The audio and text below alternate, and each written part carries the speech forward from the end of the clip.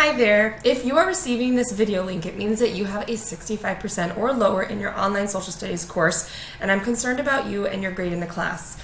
Please remember that you have lots of flexibility within your unit to turn in work, but there are unit close dates.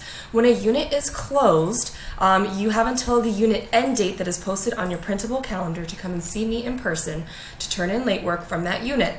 Please click on the Success in this class and Due Dates tab that's on your course homepage to print your printable calendar and make sure that you see these dates.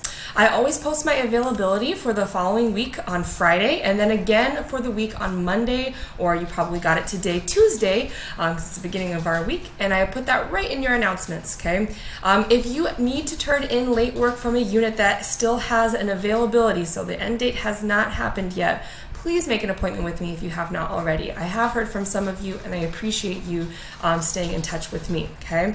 I care about you, I care about your success in this class, and I need you to make sure that you're communicating with me and letting me know how else I can support you, okay?